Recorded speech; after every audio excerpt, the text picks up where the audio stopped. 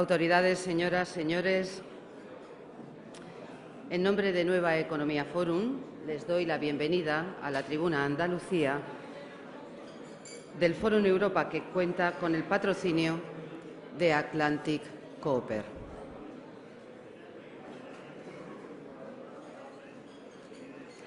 Hoy tenemos el placer de acoger la intervención del secretario general de Comisiones Obreras en Andalucía, don Francisco Carbonero, y de la secretaria general de la UGT en Andalucía, doña Carmen Castilla. Hoy la dinámica es diferente a otros actos. Van a tener una intervención cada uno aproximadamente de unos 10 minutos y posteriormente pasaremos a lo que es el diálogo y el debate. Así que le toca el turno. La tribuna es en estos momentos de doña Carmen Castilla. Adelante.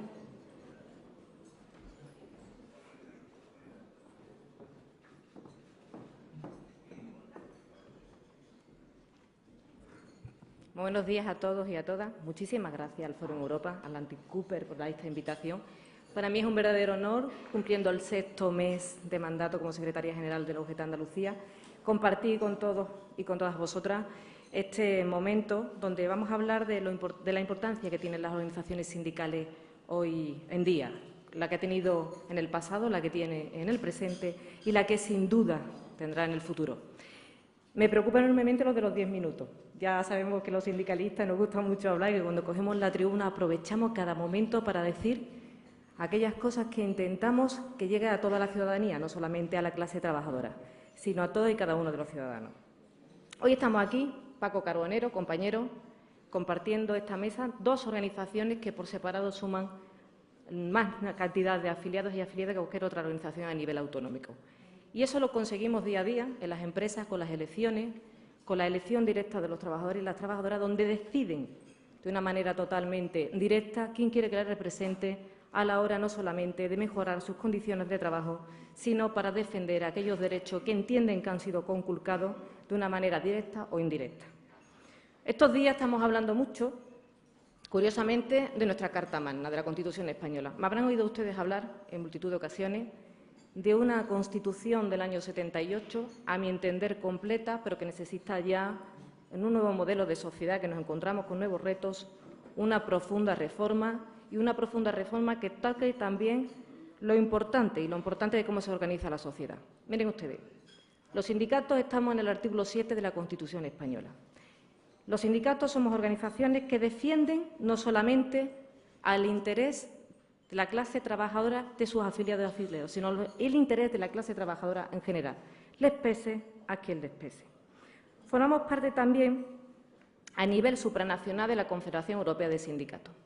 Pero me van a permitir que sea algo crítica en cuanto al ordenamiento jurídico que de alguna forma debe de regir esa Confederación Europea, a no tener una legislación de carácter supranacional que pueda delimitar cuáles son, salvo aquellas labores de coordinación que pueda tener esa Confederación, que debe ser ahora más incisiva que nunca debido a la crisis económica financiera en la que ya hemos sumido ya 7 años, 7 dramáticos años. Pero les quiero contar qué hacemos nosotros desde la Unión General de Trabajadores. Tenemos que poner en valor aquellas cosas que hacemos, sobre todo ahora que todas aquellas organizaciones que en tiempos recientes se han aglutinado a todos los ciudadanos, no solamente los partidos políticos y las organizaciones sindicales, empresariales y demás, que están en franco crítica continua por motivos espurios a veces y a veces con razón, quiero poner en valor lo que hacemos desde la Unión General de Trabajadores. El año pasado, en el 2013, nuestro equipo jurídico celebró y ayudó en 5.211 juicios por problemas con los trabajadores y las trabajadoras. Pero no solamente aquellos que están afiliados a nosotros, sino en general, no hacía falta esa afiliación. Se celebró esos 5.000 juicios, de los cuales tenemos más de 3.500 sentencias con un índice de efectividad positiva del 83%. Es decir, que del 83% de las sentencias, 83%, un dato bastante importante de éxito, hemos conseguido defender los derechos de los trabajadores y las trabajadoras de una manera positiva. Y la mayoría eran temas de despidos colectivos, temas de todo tipo, de la conflictividad que ahora está más que nunca, más impactante que nunca. Pero nos preocupa enormemente, y sé que hoy aquí están compañeros de la masa empresarial, nos preocupa enormemente la alta judicialización que existe de los conflictos laborales, porque no se llega a ningún tipo de acuerdo donde hay que llegar en la empresa.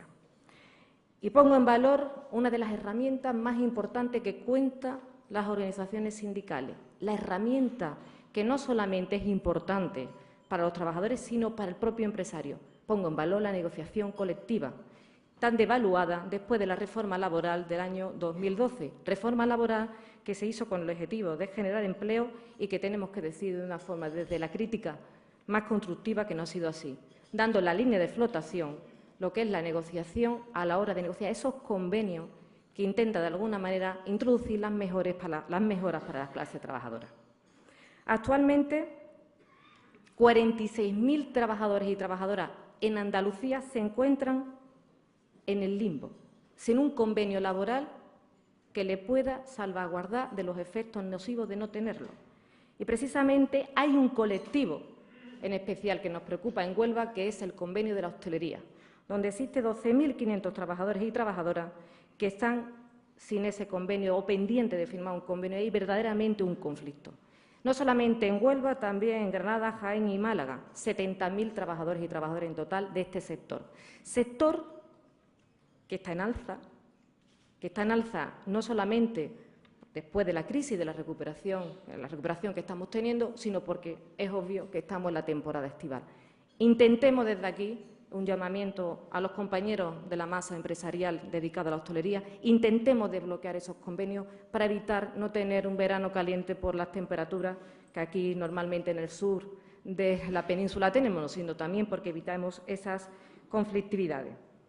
Y también nos preocupa que tenemos a 350.000 trabajadores y trabajadoras que sus convenios en Andalucía están a punto de expirar. Y ahora me voy a poner un poco seria, más seria de lo habitual, porque destacamos también que no solamente existen esos conflictos que se están llevando a lo largo de la defensa de los tribunales con los despidos colectivos, lo que son los convenios generales, sino algo muy importante que tiene que ver con los derechos fundamentales. A nadie se le pasa por alto las concentraciones y movilizaciones que estamos haciendo conjuntamente, Comisiones Obreras y UGT, a nivel nacional, con una campaña desde hace un mes aproximadamente, no nos callarán la ofensiva penal, derecho de huelga y a la libertad sindical. Y nos preocupa enormemente porque en Andalucía tenemos 32 compañeras que se le ha abierto un expediente penal por simple razón de tener esa voz en las manifestaciones y ejercer su derecho a la huelga y a la libertad sindical. Lo cierto es, ustedes me han escuchado en multitud de ocasiones, mi respeto absoluto a la justicia. Creo que tenemos un sistema garantista donde el procedimiento, desde que se empieza la imputación y el procesamiento final, tiene que tener las máximas garantías. Pero tengo que hacer una crítica a la Fiscalía, donde entendemos que las imputaciones que se le piden a estos compañeros por el mero hecho de ejercer sin violencia, su derecho a la huelga y a la libertad sindical son desproporcionadas. Y la verdad es que sé que aquí hay juristas, sé que hay compañeros juristas, se está aplicando de una forma desproporcionada el artículo 315 del Código Penal, curiosamente un artículo preconstitucional del año 76 y no el 172 referido a las coacciones fuera y dentro del ámbito familiar. Este artículo 315 me van a permitir que les lea su enunciado. Impedimento o limitación del ejercicio de la libertad sindical o el derecho de huelga. Leído así, parece ser que de alguna forma protege el derecho de los trabajadores y trabajadoras, de los ciudadanos en general, a ejercitar ese derecho que constitucionalmente, como derecho fundamental protegido, esos famosos derechos del 15 al 29 y con la añadidura del 14 y el 30.2, curiosamente no es así, sino lo que me van a permitir que siga leyendo. En su punto primero dice, serán castigados con pena de prisión de 6 meses a 3 años los que mediante engaño o abuso de situación de necesidad impidieran o limitaran el ejercicio de libertad sindical o el derecho a la huelga. Es decir, esta primera parte, 315.1, y posteriormente el 315.2 se refiere a los empresarios. En caso de emplear la fuerza o la violencia, se impondrán las penas superiores. 315.1, 315.2, uno con agravante y otro sin agravante. Pero, sin embargo, aquellos en los cuales, actuando en grupo o individualmente, coaccionen a otras personas a iniciar o continuar una huelga, este es el caso de los trabajadores, solo con coaccionar ya se exponen a 3 años de cárcel. En el caso de los empresarios hace falta demostrar que hubo violencia. Ahí lo dejo. Agravio comparativo, exceso de celo, no lo sabemos. Recordemos desde aquí, desde este atril, mi cariño y respeto a Carmen y Carlos, los compañeros que simplemente por intervenir en un piquete informativo durante la huelga general del 29 de marzo están pendientes de ingresar en prisión. Y es algo palpable. No sé si estarán ustedes conmigo. Se entiende de alguna forma que se intenta criminalizar la acción sindical. No voy a entrar en la campaña de acoso mediático que llevamos sufriendo esta organización a la cual represento, que tengo el honor de representar, que tiene ya 126 años de historia, que ha vivido en 3 siglos. No voy a entrar en eso. En eso no entra, todo se verá. Yo creo que las cosas se ven en el camino, lo que pasa es que en el camino vamos dejando mucho sufrimiento de compañeros y compañeras que están, de delegados y delegadas en las empresas, soportando comentarios y actitudes que desde luego rozan con lo antidemocrático. Pero lo que sí es cierto es que lo que se está intentando, parece ser, es el objetivo de provocar ese desaliento, desanimar a los ciudadanos y trabajadores para que no participen en movilizaciones que se puedan percibir con un riesgo de ser encausados. Por un lado tenemos, y esto es una cosa que me van a permitir un paréntesis, hablando el otro día con unos amigos, decía, yo no tengo hijos, tengo sobrinos nietos ya. Ellos en la universidad probablemente estudien este momento histórico en el cual nos encontramos. Un descrédito de las organizaciones, los cuales todos los ciudadanos, históricamente, en la historia más cercana, en una democracia muy reciente, se han aglutinado para la defensa y la representación de sus intereses. Y, por otro lado, un ordenamiento jurídico interpretado de la forma más restrictiva para coaccionar y coartar los derechos que tenemos recogidos en nuestra Constitución. Y es algo palpable. Llevamos ya aproximadamente como 2 años después de la reforma laboral y 6, 7 años de crisis en la calle. En la calle, criticando las políticas de autoridad, de recorte, que luego me van a permitir, si tengo tiempo, a la compañera la miro que me vaya cortando, ya le he dicho que cuando cojo el atril, hacer una reflexión también de un profesor al cual admiro muchísimo. Por lo tanto, la misión de los sindicatos actualmente es la defensa de los trabajadores y las trabajadoras en los centros de trabajo. Defensa de la Administración, defensa de los juzgados y demás. Segundo, el combate en la calle mediante las manifestaciones, concentraciones que entendemos que debemos defender y que no debemos de dejar pasar. Y, en tercer lugar, somos los mejores agentes sociales en representación de los intereses de los trabajadores y las trabajadoras. Me han escuchado hablar en multitud de ocasiones en estos 6 meses y no me voy a cansar de decirlo. Hay que bajar el nivel de crispación. Hay que bajar el nivel de crispación. Desde aquí vuelvo a tender mi mano a todos los partidos políticos, organizaciones sindicales y sociales, porque es hora que nos sentemos a hablar de un consenso para salir de esta crisis. Que no se nos olvide miles y miles de familias que están pasando un verdadero drama. Y es la hora de tener pactos donde todos tengamos un objetivo: generación de empleo, generación de empleo y generación de empleo. Y creo que ya he comentado en varias ocasiones que pasaría por reflotar de una forma lo que son los principales atractivos de nuestra tierra, las vis atractivas de nuestra tierra, como son su industria, su agroindustria, su energía renovable, el sector pesquero y demás. Y reindustrializar provincias como Cádiz, Jaén, Córdoba y el refuerzo, sobre todo, de los servicios públicos. Pero miren ustedes, nosotros desde Andalucía no podemos hacerlo solos. Desde España no podemos hacerlo solos. Todo depende que el cambio de modelo productivo debe venir desde Europa, con una mayor democratización de esas instituciones que no sea por la vía del ordeno y mando, sino del consenso. Modificar las políticas económicas que no sean basadas en la austeridad y sí en las rentas del trabajo, y no en ese recorte como actualmente se nos están pidiendo una y otra vez desde el FMI. Y ya nosotros dijimos hace unos meses desde la Confederación Europea de Sindicatos, dijimos un verdadero plan Marshall, la inversión con dinero público, el 2% del Producto Interior Bruto durante 10 años. Hay estudios que refrendan la generación de 11 millones de empleo de calidad. Me gustaría remarchar la idea de la calidad. Y las últimas cifras que tenemos en la EPA, en las encuestas de empleo, no podemos lanzar las campanas al vuelo. Cierto que están bajando las cifras, pero tenemos que ver varias variables. Por un lado, la temporalidad, 96%. Para generar economía, impulso y consumo necesitamos que los contratos sean indefinidos, no con un 4%, sino subiendo ese porcentaje. Las familias se les genera más confianza, invierten, consumen y la rueda del consumo vuelve a rodar.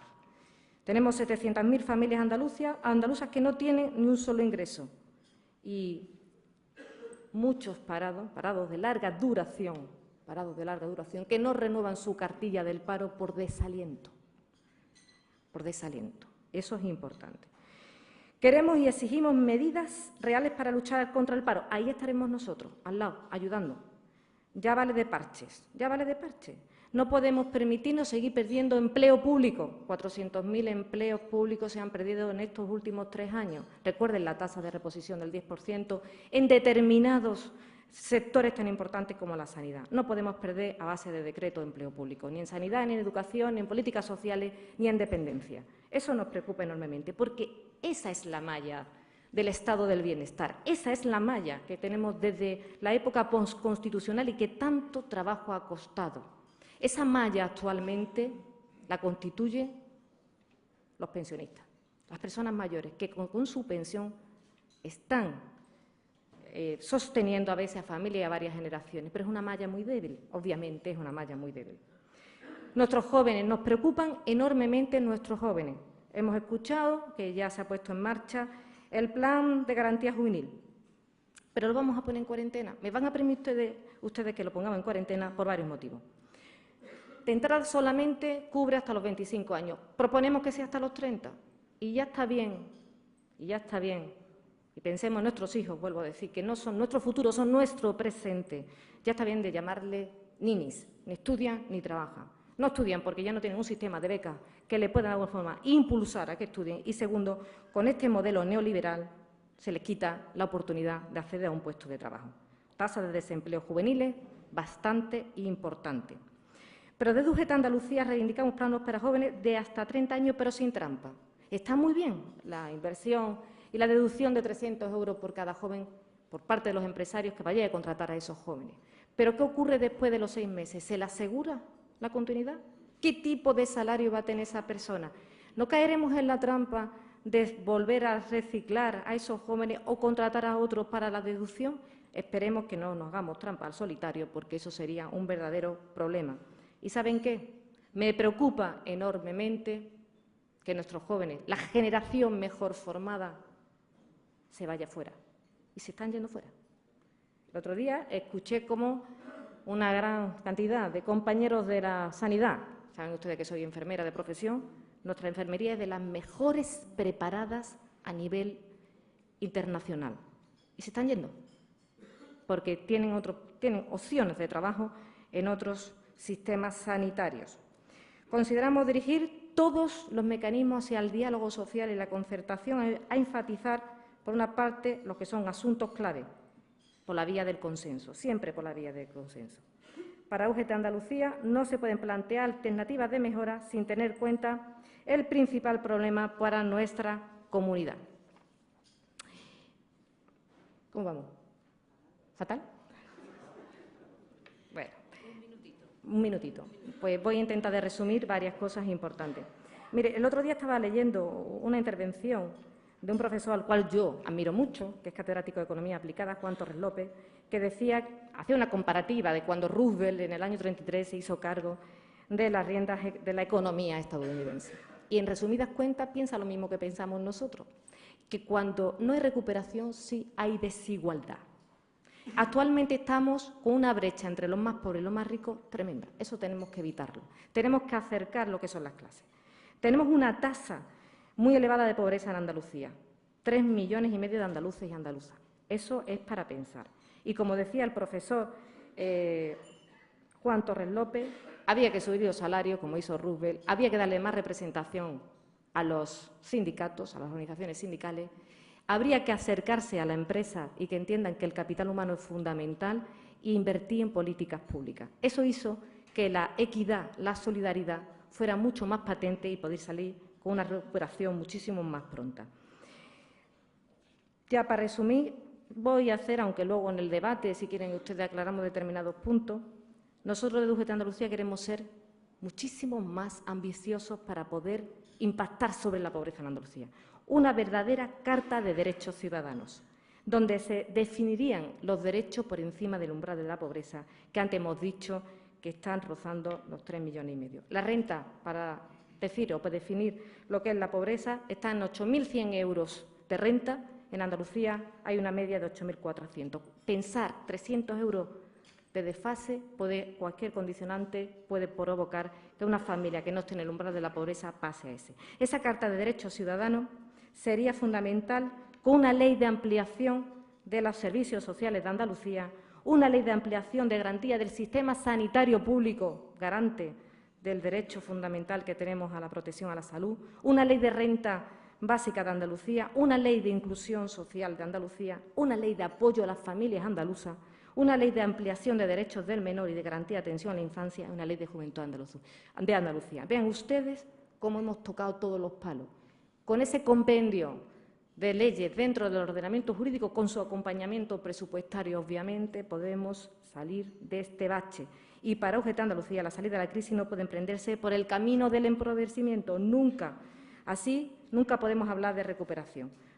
Andalucía tiene posibilidades de competir en Europa, muchas posibilidades. Entre todos y todas estoy convencido que lo podemos conseguir. Muchísimas gracias por su atención.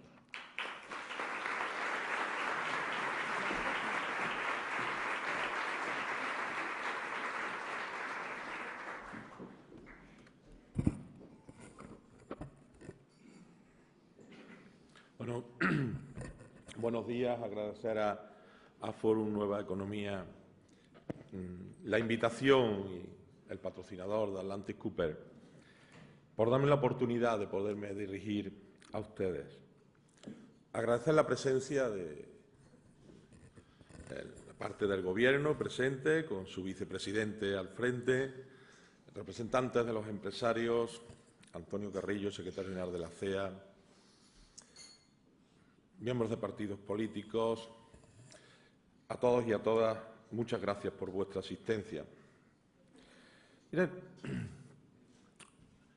quiero comenzar por reivindicar la acción del sindicalismo de clase en las últimas décadas.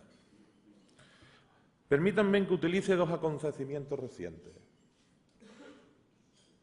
Tras la muerte del presidente Suárez y la abdicación del rey, tal como ha sido narrado los acontecimientos, puede parecer que en este país solo apostaron ellos por las libertades y fueron los artífices de la democracia. Sin quitar ni un ápice al valor de su aportación, quiero resaltar la importancia, el empuje del movimiento obrero y de comisiones obreras para promover los cambios. No fuimos los únicos actores, pero sí que tuvimos un papel principal. Por ser conscientes, en aquel momento y también ahora, de que sin libertad no eran posibles los derechos en igualdad. Y nuestras preferencias eran conquistar libertades, consolidar democracia, extender derechos y empujar al crecimiento económico. ¿Cuáles fueron los acontecimientos? Un acuerdo en la clandestinidad aún, recién legalizado en los sindicatos, para una amnistía laboral. Aprovecho el momento para decir que uno de esos amnistiados fue mi compañero, nuestro compañero Fernando Soto. falleció ayer.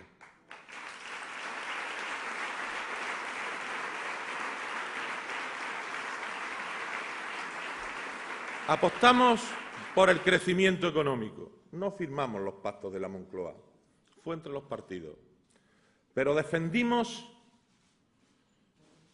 con una inflación del 26%, negociar no superar el 17% en los convenios colectivos.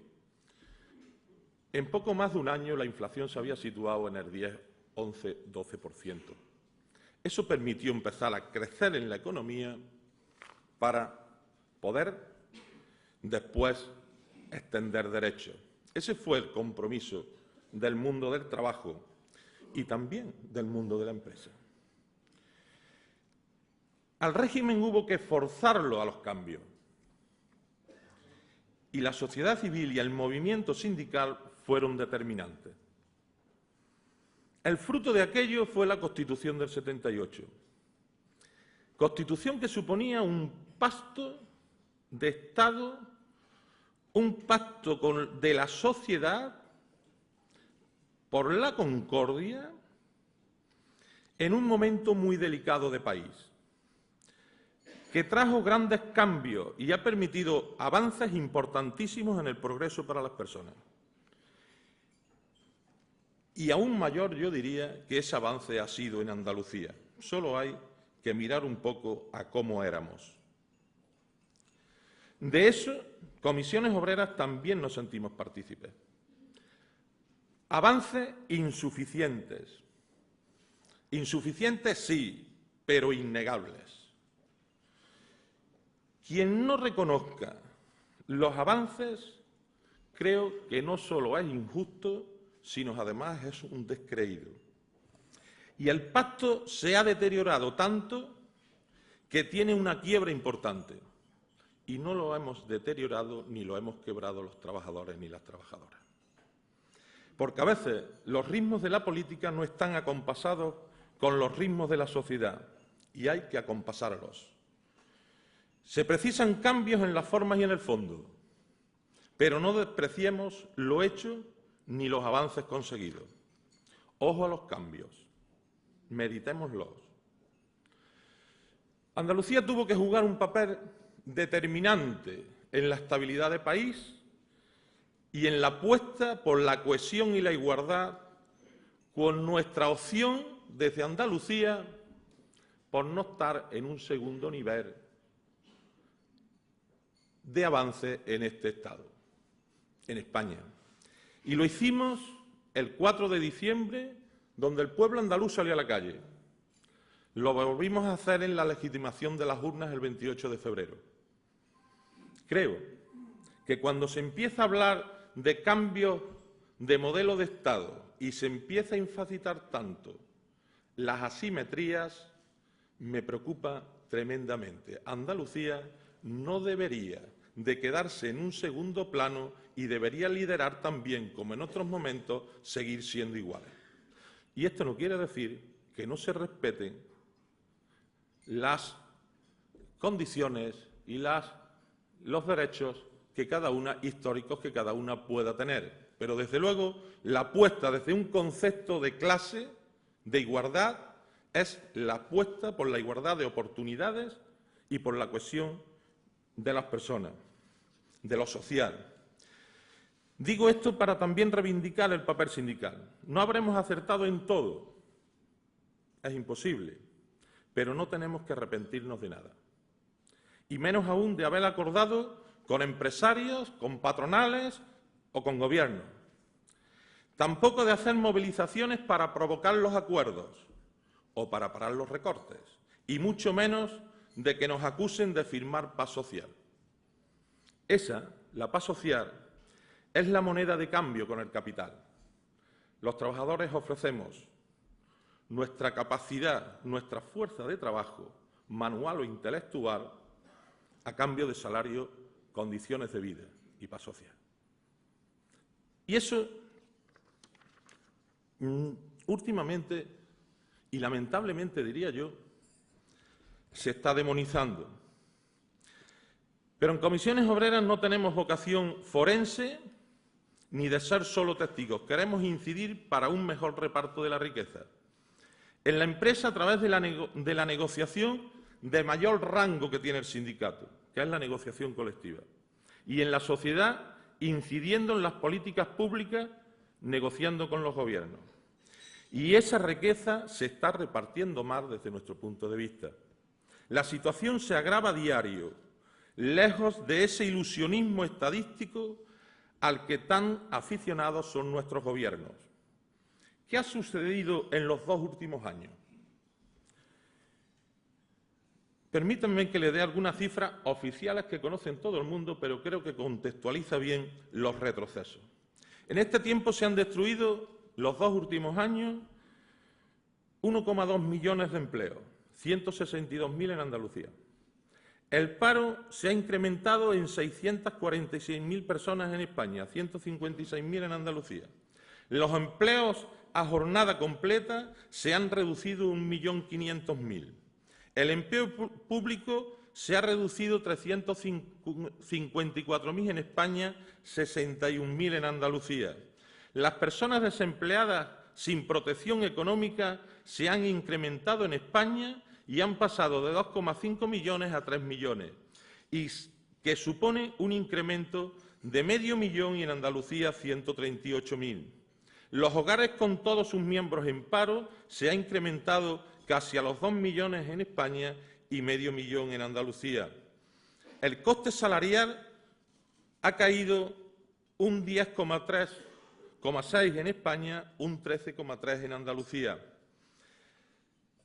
La pobreza, la población en riesgo de pobreza, del 27% en España al 38% en Andalucía. Y siguen creciendo de forma dramática las ejecuciones hipotecarias motivadas por la falta de recursos de las personas que han perdido su empleo y no pueden hacer frente al pago de sus viviendas. Podemos constatar con estos datos, que no son los míos, que son los del Gobierno, cuál es la realidad y cuáles son las consecuencias de las políticas. Han provocado y se están provocando pobreza y mucha gente, pero también una pobreza de país. No salimos de aquí sin empleo, pero las personas no saldrán de la pobreza si el empleo no tiene calidad. Nosotros apostamos sin complejos por la capacidad de competir de nuestras empresas. Es más, nosotros queremos que las empresas andaluzas tengan beneficio. Pero las reformas que se están acometiendo no nos llevarán hacia una mayor justicia social. Se acrecentarán las desigualdades y se provocarán quiebras en la convivencia. Cuando la gente pierde tanto, pierde también hasta el miedo, y hay quien lo está perdiendo todo. Por eso, el combate contra la pobreza es tan importante, pero no a través de la caridad, sino a través de garantizar los derechos. Partamos de un principio. Si el trabajo lo consideráramos una mercancía, bastaría solo con negociar su uso. Pero en nuestro país, garantizado por la Constitución, el trabajo es un derecho y, por tanto, hay que garantizarlo. ¿Y qué hacer para ello? Sin ninguna duda, ni es fácil ni es sencillo, tiene mucha complejidad. Pero ¿por qué no nos ponemos manos a la obra para poner en común ideas y proyectos desde la pluralidad de la sociedad y cada uno en su espacio? ¿No es posible esto? Hay una realidad andaluza que cambiar. Tenemos limitaciones importantes en las competencias del autogobierno. Eso hay que reconocerlo y nos limita. Se nos condiciona la política económica y, por tanto, se amordazan las posibilidades. Y me vais a permitir que me vaya.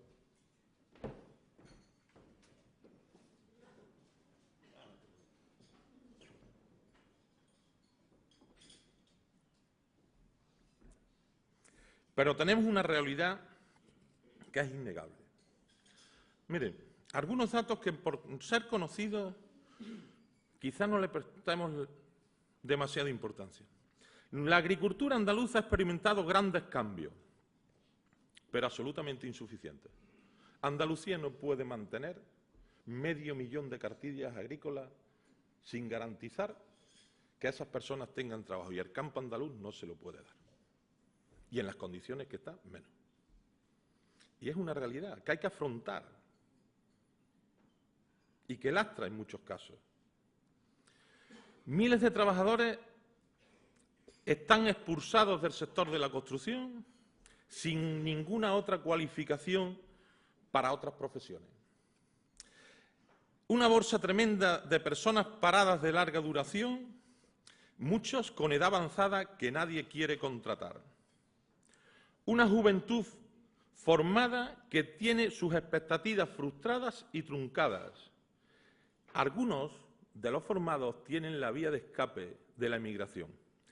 Pero ¿y a los que no hemos formado? ¿Qué hacen? ¿Dónde trabajan?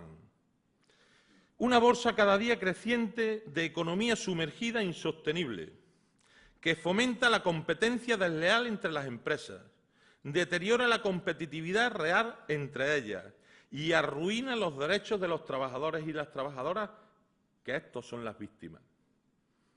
La economía sumergida, no atacarla, no resolverla, a lo mejor amortigua algo el conflicto social, pero desde luego estamos empobreciendo y arruinando Andalucía y el país a futuro.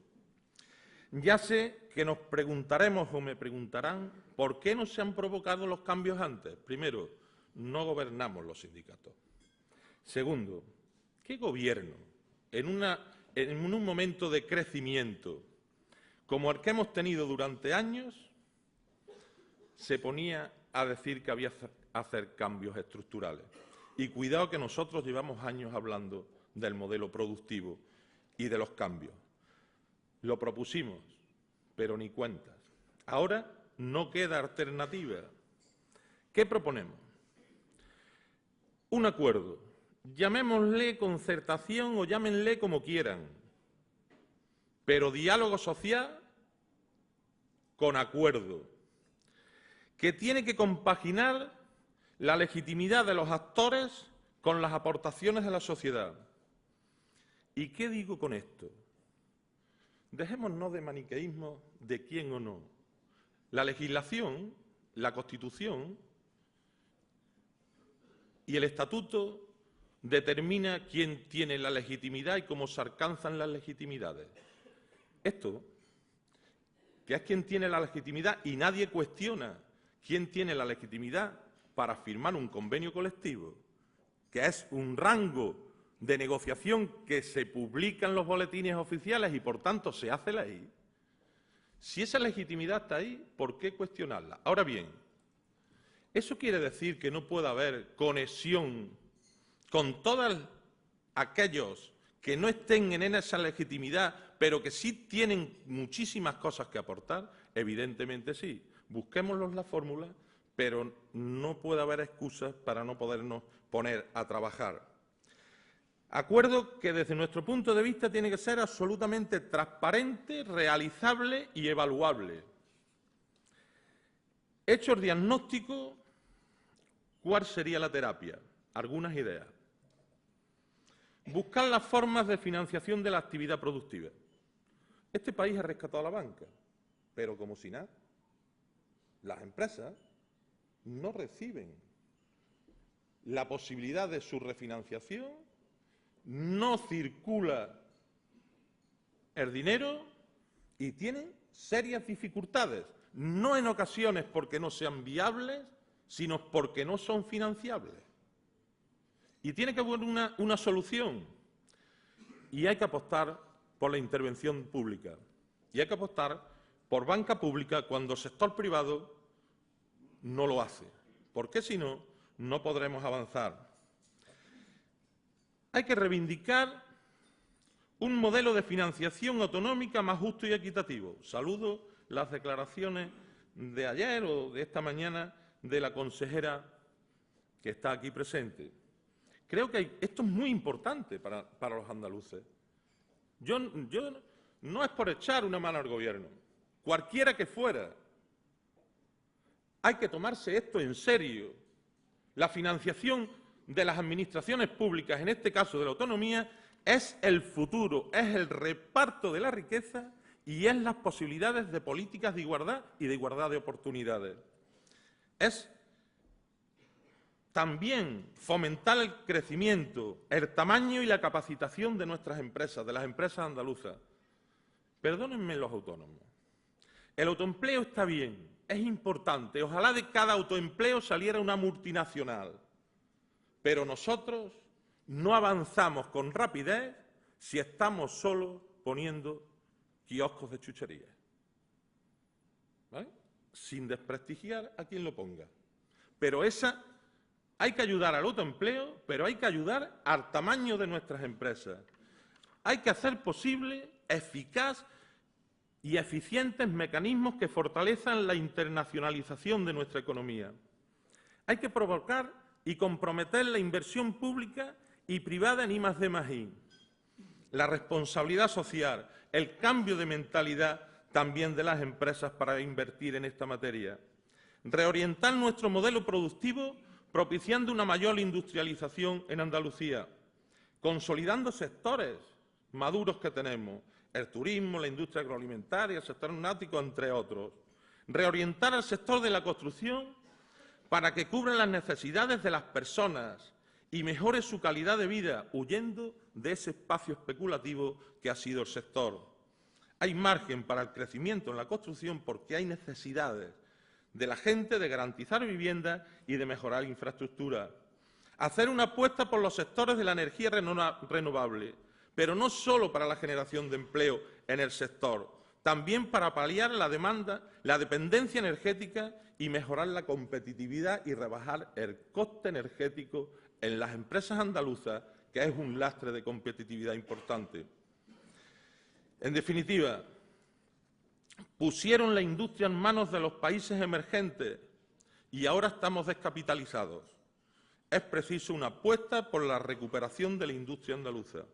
Los cambios no serán posibles sin una intervención de la economía desde lo público. Pero ojo a lo público.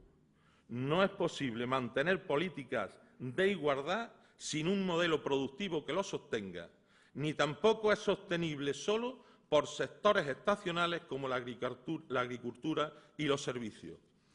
Y una política fiscal, evidentemente, que no sea la dirección de la que ha hecho el señor Montoro, sino que redistribuya la riqueza de forma más equitativa. Esto no produce efectos inmediatos, pero nosotros sí queremos algo para la inmediatez. Queremos, desde Andalucía y hacia Madrid, con la aportación de los dos gobiernos, que se pongan a trabajar por un plan de empleo que palíe la situación de emergencia.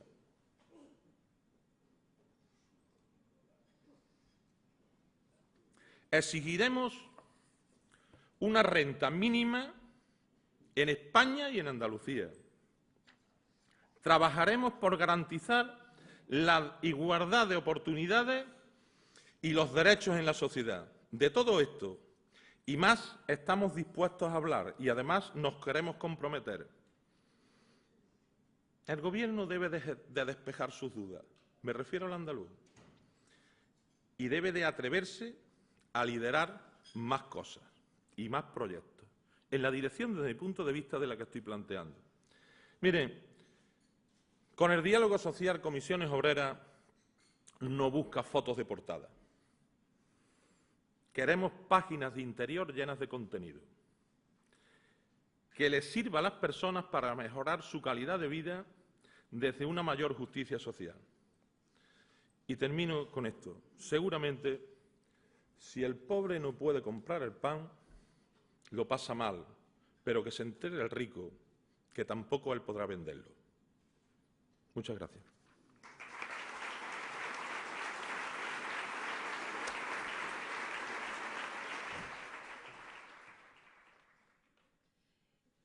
Gracias. A ver si se me escucha. Se me escucha ahora, ¿no?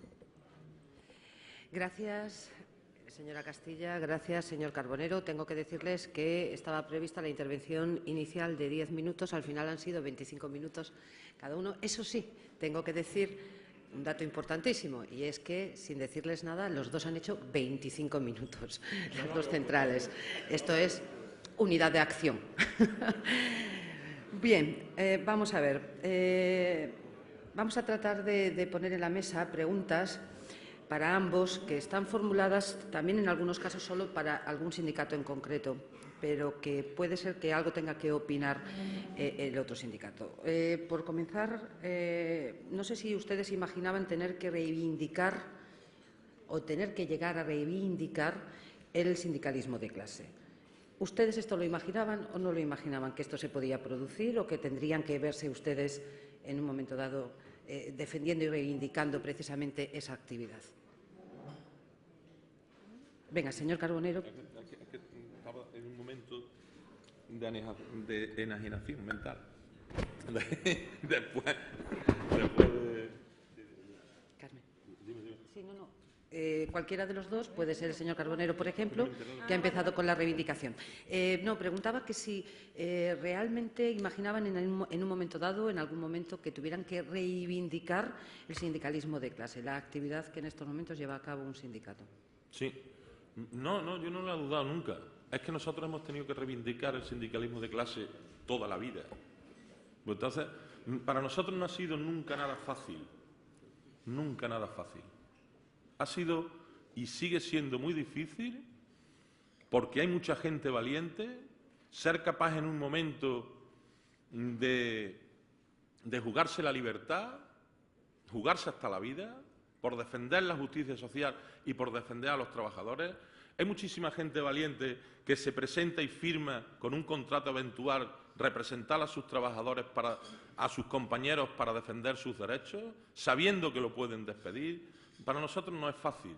Esto es una cuestión de convicciones y de defensa de valores y, por tanto, no nos pesa reivindicarnos permanentemente porque no es falsa modestia, pero este país y el mundo seguramente sería distinto, a peor, que ya está mal, sin la organización de los trabajadores y de las trabajadoras. Señora Castilla.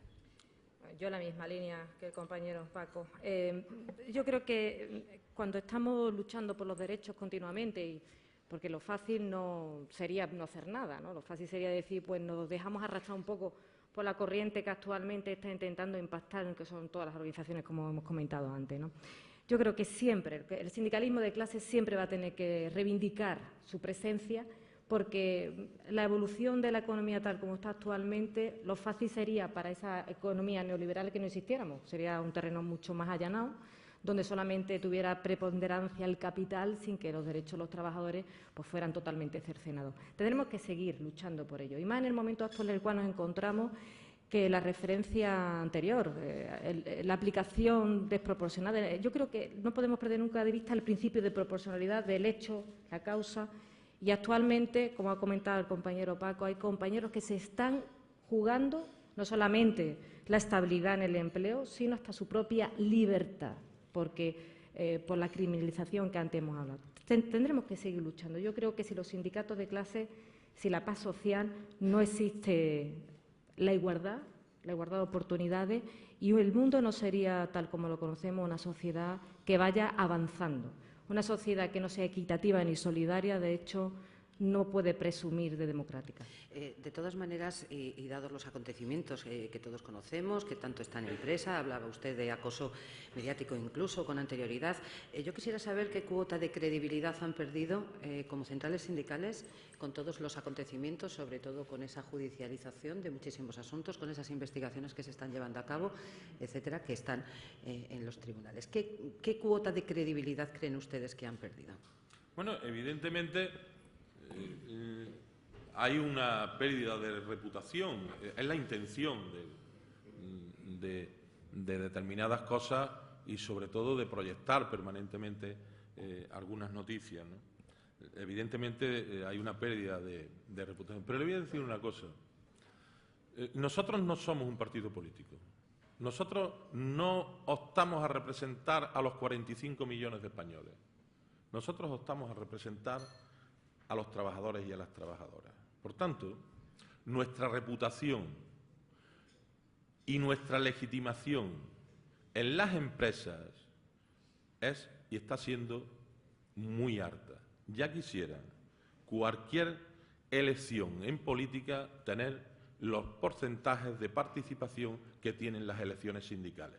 Con una diferencia, que mientras que cuando uno se presenta de parlamentario a Europa o a España y tal, hay un distanciamiento.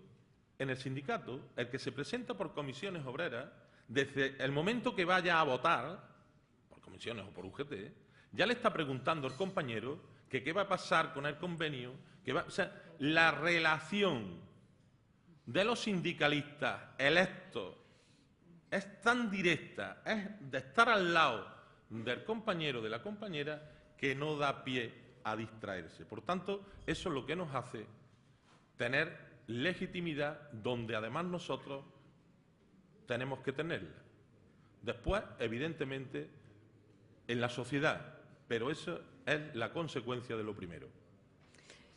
Sí, bueno, el caso nuestro, de la Unión General de Trabajadores, que creo que ha hecho un ejercicio de responsabilidad que no otras organizaciones lo han hecho. Hace 6 meses nosotros, a propósito de todas las noticias crímenes que fueron publicadas, nosotros hicimos un ejercicio de responsabilidad porque entendíamos que no podíamos permitir que nuestra credibilidad pues cayera, y de hecho la legitimidad que tenemos los centros de trabajo nos aseguran ser una de las fuerzas sindicales más importantes a nivel nacional.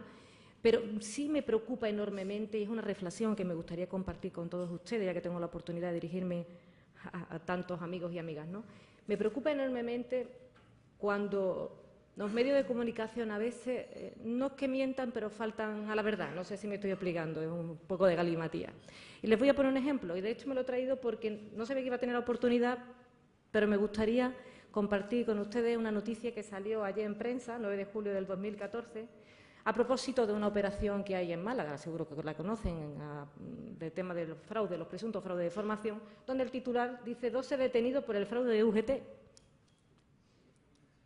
No sé si es que UGT tiene empresas en Málaga, que también estamos allí.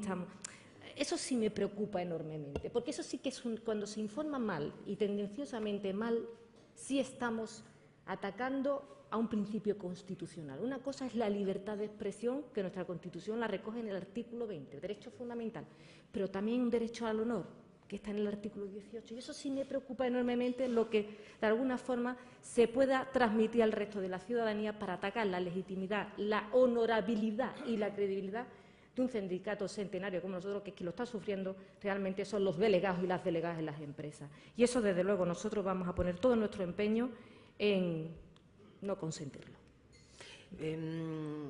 Sobre la instrucción, ustedes se han manifestado en la instrucción de algunas causas en estos momentos abiertas. Ustedes han manifestado, y en concreto UGT, asegurando que les parece que son procesos demasiado largos y que debería de ser mucho más ágil esa instrucción judicial. ¿Hasta qué punto están, no sé si lo consideran una agonía, no lo consideran una agonía, lo que se puede estar pasando, lo que puede estar pasando ustedes con las instrucciones que se están haciendo de los presuntos fraudes en los cursos de formación, etcétera, etcétera? ¿Es una agonía para un sindicato este proceso que están viviendo? No, para comisiones obreras no hay ninguna agonía. Pero voy a aprovechar la pregunta para expresar algo. Evidentemente, la justicia, para ser justicia, no puede ser eterna. Tiene que tener una agilidad apropiada para que sea justicia. Evidentemente, cada proceso tiene su camino, pero hay una cosa que era la que me quería referir. Mire, no se puede estar demonizando todo el mundo a lo público como un gasto innecesario, eliminar todos los procedimientos, eliminar todos los mecanismos de control, o al menos debilitarlos, para después decir que esto es un desastre. Si ponemos una denuncia a la Inspección de Trabajo y es una campaña de la aceituna, para la campaña siguiente igual va, no porque el inspector no quiera ir, sino porque no hay medios. Pasa igual con los temas de Hacienda, en los grandes temas. Pasa igual en las administraciones públicas, en las intervenciones, en quien tiene que tener el control de la gestión del buen uso de lo público. Y, por tanto, no se puede estar demonizando el gasto público, quitando, debilitando los mecanismos de control para después estar todos los días proyectando catástrofes. Creo que ese no es el camino. Se necesita prestigiar lo público, tendrá que tener los cambios que tenga que tener, pero si no prestigiamos lo público, es muy difícil, muy difícil que se hagan las cosas y que haya el control necesario para que no se puedan dar ninguna malversación de dinero público. Refiriéndome a las causas, me imagino de la pregunta, a las causas que se están instruyendo actualmente, yo parto siempre de una premisa fundamental. Yo soy una gran defensora del ordenamiento jurídico y de la justicia tal como está planteado en España. Yo creo que lo que sí necesita es celeridad, porque muchas veces cuando las instrucciones son excesivamente largas, genera una indefensión en el imputado. ¿Y qué es lo que ocurre actualmente en nuestro país? Que también ocurre en otros países, no solamente es en España. Esto no es un mal exclusivo de España, también es de otros países, incluso del entorno europeo. La imputación es un procedimiento, es una garantía procesal, no es otra cosa, no es una condena. Pero mientras que esa persona va a declarar, se hacen las diligencias previas, se hace toda la investigación, se abre o no se abre la fase intermedia del juicio oral, se sobresea o se archiva. Mientras tanto, esa persona o la organización a la que representa está totalmente condenada de antemano por un juicio mediático. Yo ayer a una pregunta que me hicieron precisamente cuando estábamos en la concentración en defensa del derecho de la libertad sindical y de huelga, me hicieron una pregunta y dije que tenemos un problema en España, que es que la justicia la deben impartir los jueces, que son los habilitados, los jueces. Ni los medios de comunicación ni los políticos. Yo creo que esto sería respetar las reglas del juego. Y a lo mejor tenemos que hacer un llamamiento a la defensa de lo público y que generalmente la Administración de Justicia igual necesita más funcionarios, o sea, más plazas de jueces, fiscales y de todo el cuerpo de funcionarios de justicia, igual para que la justicia fuera con más celeridad, ¿no? Una cuestión más, porque tenemos muchísimos temas y la verdad es que, bueno, vamos bien de tiempo. En fin, si pudiéramos echar atrás en el tiempo, etcétera, etcétera, vamos a entonar un mea culpa, es decir, no entonar un mea culpa, sino sencillamente ver qué es lo que como sindicato o centrales sindicales no harían o hubieran evitado para que no se hubiera producido el que ocuparan tantas portadas en prensa. ¿Qué es lo que ustedes cambiarían? Sí, me refiero con el tema del fraude, de los presuntos fraudes, los cursos de formación, el que estén los sindicatos en portada de tantos medios de comunicación por este motivo, etcétera, etcétera. ¿Qué hubieran hecho como para evitarlo? Si es que podían hacer algo o, no sé, ¿qué es lo que cambiarían o intentarían cambiar? Bueno, yo voy a... No lo he dicho antes, por prudencia. Las comisiones obreras, más allá de que en cualquier noticia aparece nuestra sigla, nadie nos ha dicho nada de ningún fraude de nada. Pero bueno, como estamos en el saco, entro a ello. Mire, yo creo que, yo no sé el sistema de formación o no, ha estado bien gestionado. Advierto, los sindicatos no lo hemos gestionado. Los sindicatos no lo hemos gestionado ni en España, ni en las comunidades autónomas, ni en los ayuntamientos, ni en ningún sitio. Habremos opinado, pero aquí se han formado miles y miles de trabajadores en las empresas, fuera de ellas, se está demonizando con una intención que es solo y exclusivamente, en el caso de Andalucía, de que lleve 2 años paradas las políticas activas. Eso, con 1.400.000 parados, no se puede admitir. Yo no sé quién tendrá la responsabilidad, pero desde luego Comisiones Obreras no tiene ningún miedo a defender lo hecho, porque creo que lo hemos hecho en la legalidad y están los miles de testigos de alumnos que han pasado por la formación. Es más, dándonos algunos premios a los sindicatos y a los empresarios porque ha sido la formación de mayor calidad y con más reinserción en el mundo del trabajo que se ha hecho en Andalucía. Digo esto porque parece que esto no ha sucedido. Yo creo que estamos mezclando conceptos y es normal que se mezclen conceptos cuando existe la desinformación o la información tendenciosa que a veces se da. Por nuestra parte, en temas de formación, nosotros no tenemos absolutamente nada. Nosotros tenemos actualmente, a propósito de una denuncia del año pasado que ha motivado todos los cambios dentro de nuestra organización, por eso decía, la responsabilidad absoluta de una organización sin tener ningún miembro de su ejecutiva anterior ni imputado, dimos el paso de responsabilidad de cara a nuestros afiliados y afiliadas para calmar también, porque es necesario, tienen que estar calmados y bien que tenemos ese ejercicio de responsabilidad absoluto, a propósito de una presunta, y vamos a hablar de presuntas facturas falsas, y que todo está en investigación judicial y que vuelvo a repetir lo mismo. Es que, si os dais cuenta, es volver a decir una y otra vez lo mismo, el mismo mensaje. Se nos ha criminalizado, se ha imputado y se ha condenado y ya tenemos sentencia firme, al parecer. Y yo quiero dar un dato y voy a aprovechar. En esa misma causa, curiosamente, imputados de la organización hay 3, de los 16 detenidos que hubo hace 2 semanas. Tengo que darle un dato de principio de proporcionalidad, de que tanto me gusta hablar en el tema de la garantía constitucional, ¿no?, que se refiere. Todos los detenidos están en libertad sin fianza. Sin fianza. Y eso lo determina el juez instructor, que es el que tiene potestad en nuestro ordenamiento jurídico para poder poner las medidas cautelares oportunas. Por lo tanto, creo que debemos de pensar, parar en seco y reflexionar y dejar que actúe la justicia y todo se pondrá en su sitio. Estoy convencida.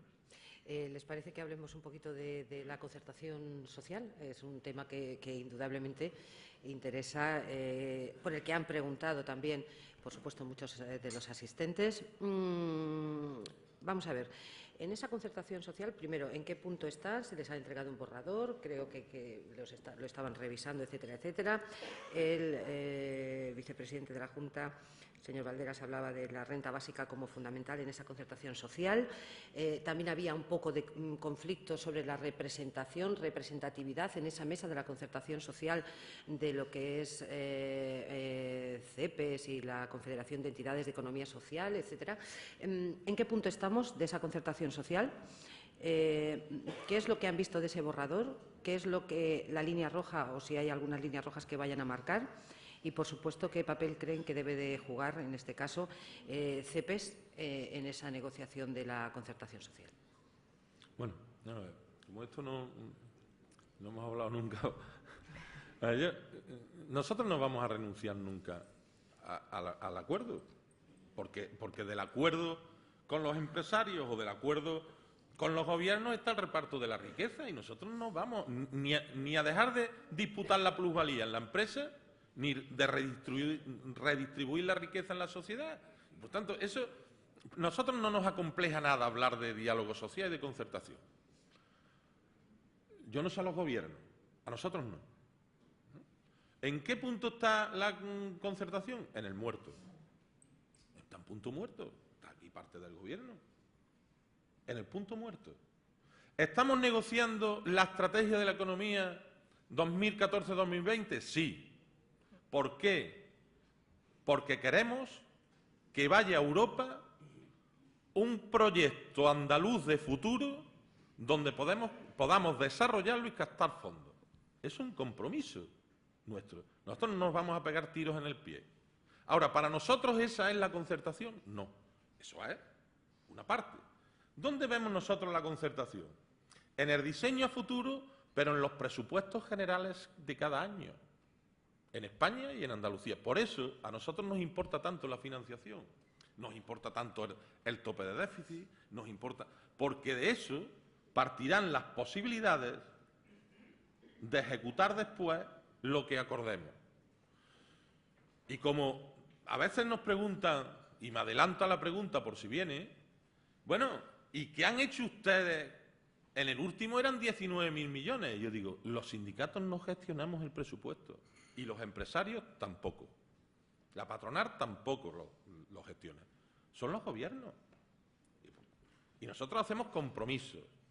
Y si incumplen presupuestos o no, no será lo nuestro. ¿Qué hubiera pasado sin concertación? No lo sé, pero yo sí estoy absolutamente seguro que el diálogo social y el acuerdo en Andalucía y en aquellos sitios donde se dé, siempre ha dado resultados positivos, absolutamente. Y creo que eso es una defensa que nosotros vamos a seguir haciendo y que vamos a seguir reivindicándole al Gobierno. Y el Gobierno es el que se tendrá que aclarar. ¿CEPES o no?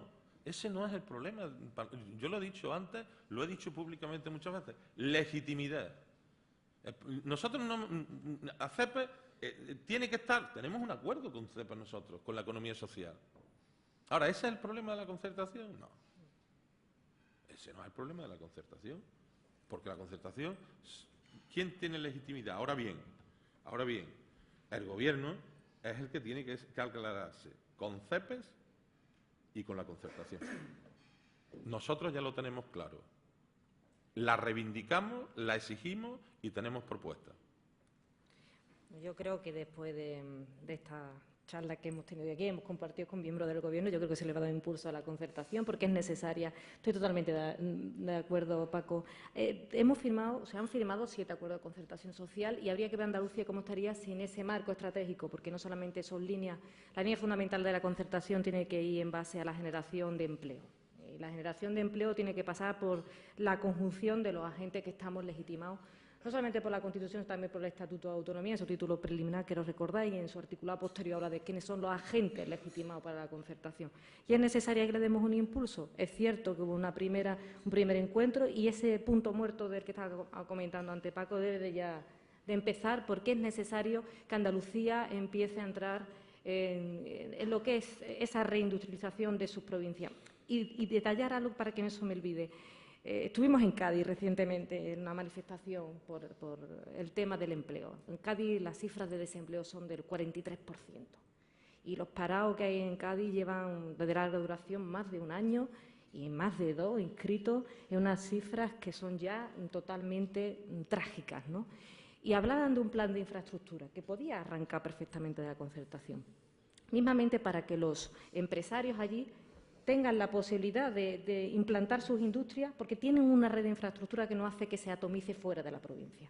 Por lo tanto, yo creo que es necesario que ese 8º acuerdo de concertación, o como se quiera llamar, porque tenga el espíritu de lo que es el consenso de los agentes legitimados y que podamos darle ya un impulso a la generación de empleo en nuestra comunidad, que es lo que realmente le está preocupando a las familias andaluzas. Para nosotros, porque a veces parece que es que la economía social es nuestra. Para nosotros, en términos de negociación y de capital trabajo, para nosotros, que tenemos una preferencia de un modelo de general empresa distinto, de un mayor reparto de los dividendos, para nosotros son contraparte, por términos... O sea, cuando nos sentamos en el convenio colectivo, están en el otro lado de la mesa. O sea, que nosotros somos sindicatos, la economía social son empresas.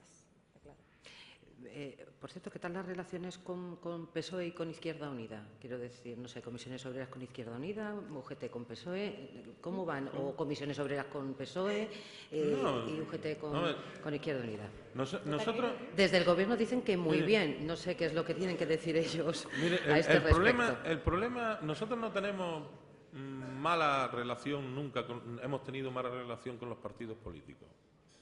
Nosotros también somos conscientes que gobierne quien gobierne, siempre los partidos quieren hacer un uso en beneficio del movimiento sindical, incluso la derecha. Como nos conocemos todos, sabemos cómo funciona el país, quién somos y quién hemos estado. Yo recuerdo perfectamente en un acuerdo con el Gobierno andaluz, declaraciones de Javier Arenas, de poner por las nubes el acuerdo de concertación y decir, es un magnífico acuerdo para que hubiera un buen gobierno. O sea, no se criminaliza. Con todos los partidos, con la derecha y con la izquierda, hemos gobernado acuerdos y hemos hecho acuerdos, ¿no? Luego, la relación no es un problema de relación, es un problema de compromisos compartidos. Y, por tanto, nuestra relación en Comisiones Obreras, para ser una organización de masa, de tantos miles de trabajadores y de trabajadoras que pagan su cuota de forma voluntaria para pertenecer con salarios de 700, 800, 900 euros y menos, y todos los meses le cuesta un sacrificio a muchas personas, a miles de personas, pagar su salario, es que quieren formar parte de la organización. Yo lo decía el otro día, después de las elecciones europeas, en la afiliación de comisiones obreras, con toda seguridad, hubo votos a todas las opciones políticas que se presentaron. Esa es la pluralidad y esa es la diversidad. Y para que una organización sea fuerte y de masas, tiene que conjugar, desde el punto de vista de las organizaciones de trabajadores, la pluralidad y la diversidad del mundo del trabajo. Si no, no serán organizaciones de masas, serán otra cosa.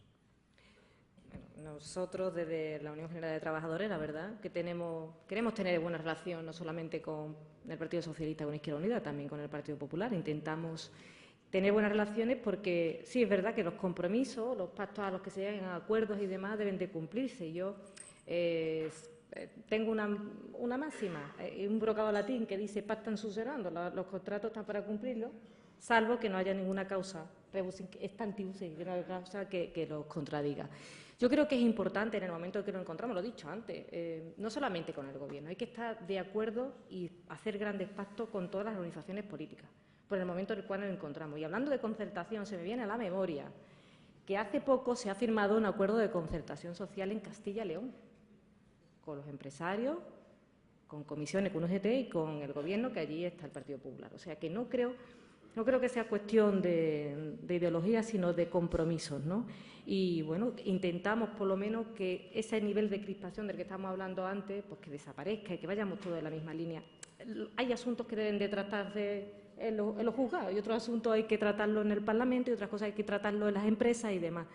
Y es verdad que UGT Andalucía tiene muchísimos afiliados en Andalucía y en el resto de España, y estoy convencida que hay de toda ideología, y esa es la grandeza de este sindicato también.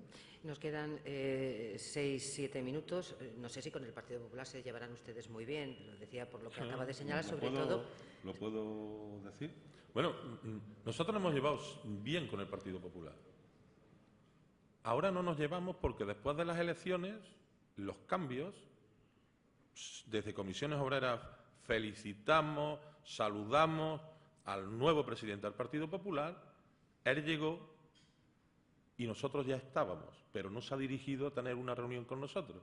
Encantados en el momento que quiera de reunirnos con el Partido Popular y restablecer lo que debe de ser lógico, la relación con los partidos de gobierno, pero también con los partidos de la oposición, porque nosotros queremos que haya una oposición que mantenga firme al gobierno, no desde el rifirrafe diario, sino desde la exigencia, desde la propuesta y desde la construcción en positivo para cumplir lo que a nosotros nos viene bien, a los ciudadanos, que es las leyes y la dinámica de la política y el prestigio de la política, porque sin política no hay levadura para la democracia, para las libertades y para los derechos, y por tanto no se puede arruinar el prestigio de la política porque es muy importante para la sociedad, es imprescindible. Hombre, el tema, como estaba comentando Mar, el potumás, eso se tiene que acabar ya. Eso se tiene que acabar porque realmente es muy importante que lleguemos a esos acuerdos, ¿no? Y yo estoy convencida, no sé, yo soy muy optimista siempre, ¿no? Yo pienso que igual que vamos a salir de esta crisis económica financiera sin precedentes, o bien por las medidas que se tomen, o bien porque los ciclos macroeconómicos, todos sabemos que van rotando y van surgiendo un nuevo ciclo, yo estoy convencida de que podemos llegar a acuerdos y que podemos bajar ese nivel de malestar, que la ciudadanía ya también está harta. La ciudadanía lo que quiere son soluciones. La ciudadanía lo que quiere es que el estado del bienestar que tanto trabajo ha costado en conseguirlo después de una época constitucional bastante importante, que eso no se pierda, porque son derechos que se han consolidado a base de mucho trabajo, no solamente de las organizaciones sindicales, sino también de las organizaciones políticas que han representado y han hecho leyes muy importantes, como la Ley General de Sanidad, que fue su germen fue el artículo 43 de la Constitución española, una ley magnífica del año 86, que yo creo que nadie aquí pone en cuestión. y que de alguna forma blinda cuáles son el derecho que tenemos todos a una sanidad gratuita, universal, y que no podemos consentir, de hecho, que eso se vaya mermando. Porque creo que fundamental, si a una persona se le quita la salud y no puede acceder a ella, es lo peor que le puede pasar. Eso es lo peor que le puede dar, seguro, sin duda. La verdad es que el señor Carbonero no me había dejado terminar lo que iba a decir del Partido Popular, porque lo que iba a comentar era que no sé, las relaciones, sobre todo cuando, por ejemplo, ayer se manifiestan o se manifestaban por esa ofensiva legal, que es lo que consideran una ofensiva legal contra el derecho de huelga y la libertad sindical, o, por ejemplo, otras movilizaciones que han tenido sobre la reforma fiscal, bueno, no vamos a hablar de la reforma laboral, contra la que también se han manifestado en numerosas ocasiones. Realmente esa mayoría absoluta del Partido Popular le permite poder poner o poder llevar a cabo una serie de leyes, de medidas, etcétera, que a ustedes, indudablemente, o ustedes van a tratar de combatir. No sé hasta qué punto y hasta dónde. Y eso es lo que quería preguntarles a ambos. Sí, bueno, nosotros estamos ejercitados, la historia del movimiento obrero está ejercitada entre ser capaces de movilizar y ser capaces de negociar. O sea, nosotros estamos en muchísimos sitios con una huelga y nos estamos sentando con los empresarios a los que le hacemos la huelga para negociar una solución del problema. Nosotros tenemos y nos sentamos a negociar, unas veces con éxito, últimamente casi con ningún éxito o ninguno con el Partido Popular, pero nosotros le reivindicamos. Digo lo mismo que en Andalucía. Nosotros no vamos aunque hagamos movilizaciones en contra de políticas que no compartimos y que son absolutamente injustas y que, como no haya un milagro, tiene que ser muy grande, no va a haber soluciones futuras de mejora del conjunto de los españoles, puede haber de unos más y de otros menos, pero del conjunto y de la totalidad no las va a haber, y así lo entendemos. Nosotros movilizaremos y seguiremos movilizando, pero eso no quita para que nosotros podamos negociar con el Partido Popular o hablar o intentar, porque lo hacemos donde también gobiernan, en los ayuntamientos. Luego nosotros, ese no es nuestro problema. En todo caso, será un problema del Partido Popular, y nosotros, el querer negociar para mejorar cosas, no vamos a renunciar nunca a movilizar y a contestar aquellas que no compartamos y que creamos que generan injusticia. Y básicamente también decir que el Partido Popular tiene una mayoría porque así se ha refrendado las urnas. Es un gobierno que ha salido de las urnas y es lo que opinó la ciudadanía cuando se celebraron esas elecciones generales. Por un lado, entendemos que todas las reformas que están acometiendo, basadas en las políticas de austeridad que vienen también desde Europa, no nos podemos negar que son instrucciones que vienen directamente de Europa, pues nosotros desde nuestra organización no estemos frontalmente en desacuerdo. Pero uno de nuestros elementos fundamentales a lo largo de toda la historia es que cuando no estamos de acuerdo con algo, primero intentamos negociarlo en las mesas que para ello están habilitadas y que así nos refrendan nuestra organización. Y por otro lado, pues tenemos también la lucha en la calle, lucha en el buen sentido de la palabra, en la calle para manifestar aquellas cosas que entendemos que están cercenando derechos de la clase trabajadora, que obviamente en muchos años de lucha sindical hemos conseguido y ahora se están perdiendo. Pero precisamente, como bien ha aportado Mar, estuvimos ayer protestando por esa ofensiva y al mismo tiempo el día de antes nuestros líderes a nivel estatal estaban sentados con el ministro Gallardón haciéndole una petición para los compañeros que iban a entrar en prisión inminentemente. Y entendemos que esa es la línea. No podemos renunciar a ninguna de las herramientas que tenemos y que nos habilitan para defender a la clase trabajadora y para seguir avanzando en derechos. Actualmente, por desgracia, decir no avanzar en derechos, sino que no nos quiten más derechos de lo que nos están quitando, no solamente a la clase trabajadora.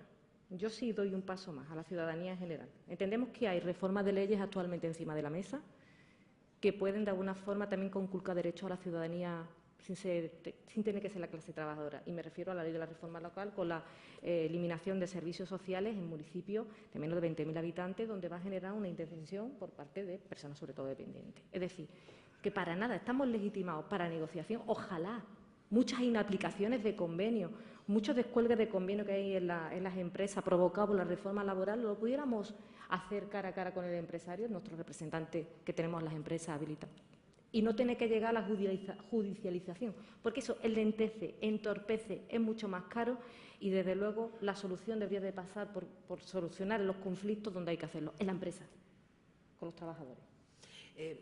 Un reto, porque es que nos quedan 3 minutos. Ha habido más temas, porque bueno, he hecho un relato más o menos de temas que han llegado a esta mesa, de personas que no se han identificado, o que, en fin. Pero tengo una serie de preguntitas que yo quisiera que respondieran con una frase, por lo menos, para no dejar de tocarlos antes de, antes de finalizar. Preguntan, por ejemplo, por el turismo. Hay una preocupación por el sector turístico andaluz. Tiene unos datos estadísticos magníficos, pero, sin embargo, hablan y dicen, la persona que presenta esta pregunta, que hay una conflictividad o una falta de cumplimiento de los convenios, en fin, una serie de problemas que habría que hacer o cómo habría que acatarlo. Un sinsentido. No es posible anunciar todo el mundo y reconocer que vamos a tener la mayor ocupación hotelera de nuestra historia y querer quitarle derechos a los trabajadores. Por ahí no vamos a pasar. Por tanto, dispuestos desde hace muchos días y adelante a buscar una solución, pero no a buscar retrocesos cuando hay avances importantes en el sector. Yo lo he dicho antes, puede que tengamos un verano caliente no por las temperaturas, sino por las movilizaciones, por la inaplicación de un convenio que estamos atascados, sobre todo en la provincia de Huelva y en otras provincias, donde un sector que está ahora en auge y que realmente no está generando un empleo de calidad, sino que incluso nos están llegando contratos que nos están diciendo de la Costa del Sol por horas y por día. Una cosa es un sinsentido en el siglo XXI. Demonización de la construcción, ¿sí o no? Demonización no, construcción sí, de forma distinta a como se ha tenido. No hacia la expansión especulativa hasta alicatar todas nuestras costas y todo nuestro territorio, sí a una construcción sostenible que permita la rehabilitación, que construya viviendas que la gente pueda pagar, que ganen dignidad de vida a la gente y que además construya infraestructuras que permitan desarrollo económico. Lo que ocurrió con las burbujas inmobiliarias, por la demonización, que eso es un efecto, la demonización que tiene la construcción, no son responsables los trabajadores y las trabajadoras, es la falta de control en determinadas estrategias que a nuestro entender no se llevan a cabo. Necesaria la construcción, sí. ¿Por qué? Por dos cosas. Primero, porque genera empleo y, segundo, porque pueden tener, por un parque de viviendas protegidas, acceso colectivos que actualmente tienen más dificultades. Por lo tanto, demonización nunca, sobre todo a la clase trabajadora, que de hecho no es responsable para nada de lo que ocurrió en el pasado. Control. Mutua Pública Andaluza, Banco Público, Banco de Tierras. ¿Mutua? Sí, Mutua Pública Andaluza. Preguntan por una Mutua Pública Bueno, Andaluza, un Banco Público, un Banco de Tierras. La creación de los mismos a través del diálogo social. El banco público, sin duda. Sin duda. No es fácil, porque hemos derruido la parte pública de la banca, para beneficio de la privada, y además le hemos dado algunos miles de millones de euros que algún día pagaremos. Pero hace falta, lo he dicho antes y estoy convencido, hace falta activar la economía, facilitar el crédito desde lo público cuando lo privado no lo hace. Y, por tanto, hace falta un instrumento público en Andalucía que empuje al crecimiento económico.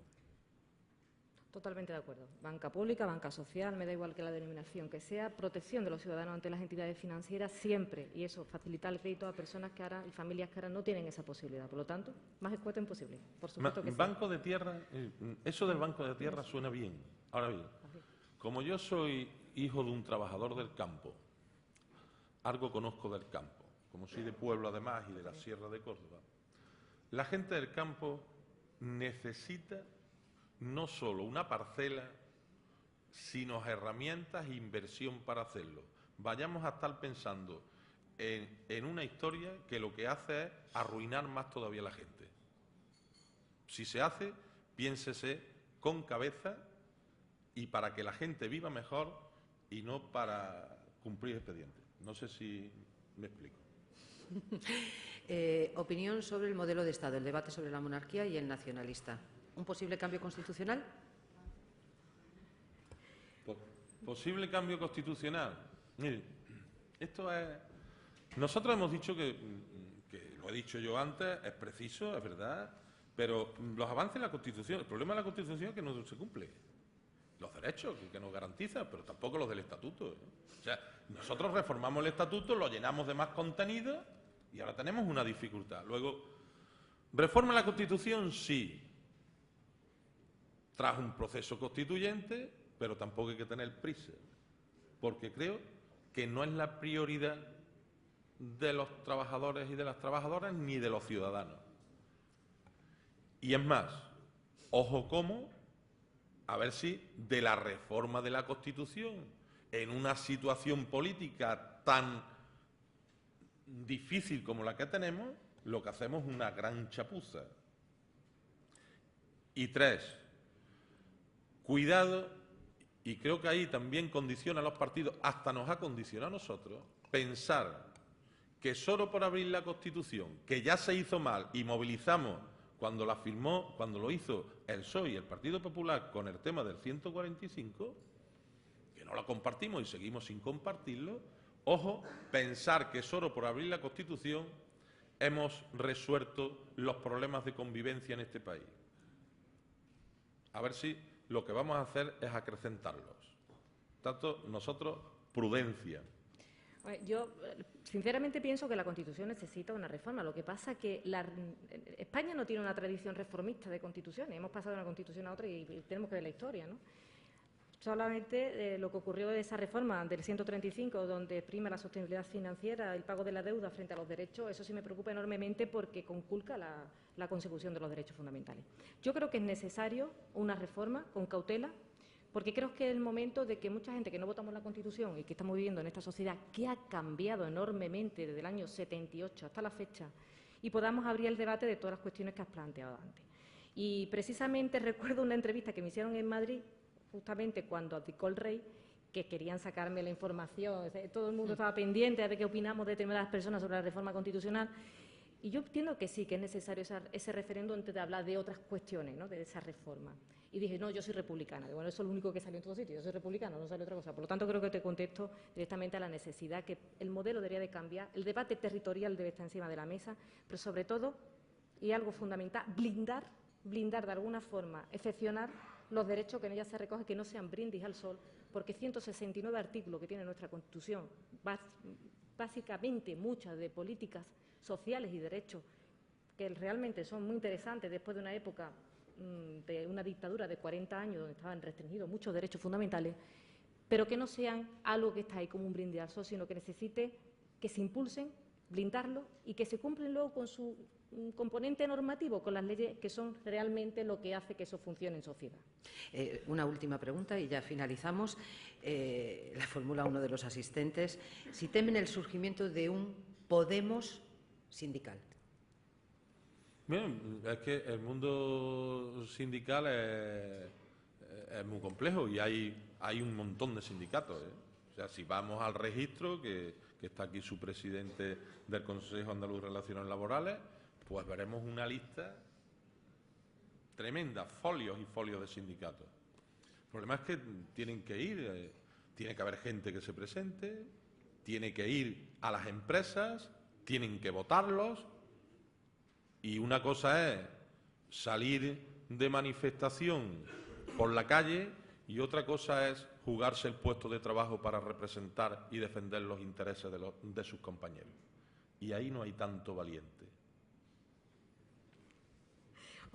La verdad que nosotros desde la Unión General de Trabajadores no estamos preocupados porque eso ocurra. De hecho, es cierto que existen multitud de sindicatos y que ahora están surgiendo sindicatos que, como yo digo, salen ad hoc sobre la marcha para plantarle cara a los sindicatos que tenemos una legitimación desde hace muchísimos años. Yo creo que después de 126 años de historia, nosotros hemos pasado por momentos muy complicados, bastante complicados. Ahora estamos en uno, pero no es el más complicado por el que ha pasado la Unión General de Trabajadores. Yo creo que no nos preocupa ni eso, ni otras cosas que puedan surgir.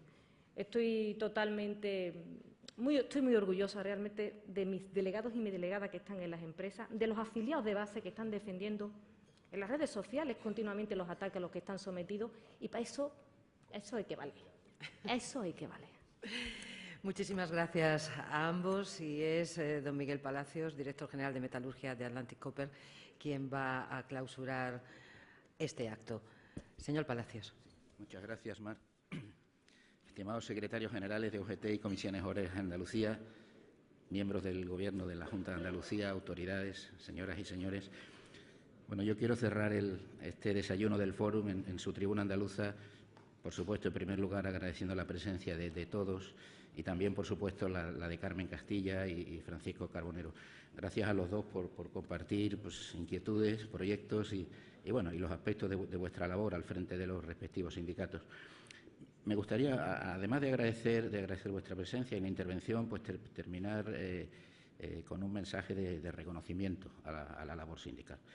Por fortaleza, por legitimidad, por muchos años de contribución a la sociedad, que lo habéis dicho los dos. Carmen ha hablado de 126 años, de tres siglos de historia, y Francisco ha hablado de años pues no tan lejanos, donde está casi todo por hacer, y a veces la memoria es flaca y se olvidan cosas que, como digo, no están tan lejanas en el tiempo, por el compromiso con el empleo, por muchas razones, pero yo creo que hay una que es muy palmaria, y es que sin la actividad sindical es imposible entender las relaciones industriales, que sencillamente no serían posibles.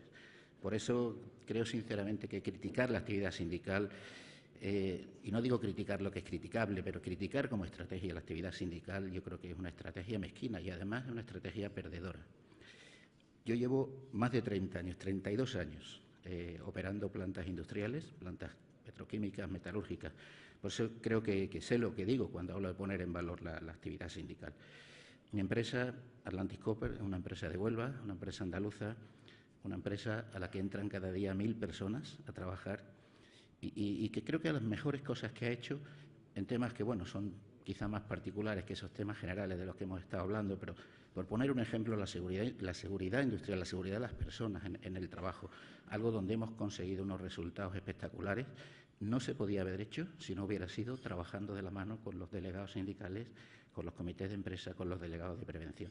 Y eso es algo que siempre reconozco públicamente. Es solo un ejemplo. Podía dar más, pero no quiero cansarles. Solamente terminar con un recuerdo a dos personas porque, bueno, eran apreciadas en la casa, Fernando Soto y Lito, y recuerdo para ellos y de nuevo dándoles las gracias por estar aquí y con eso termino. Muchas gracias.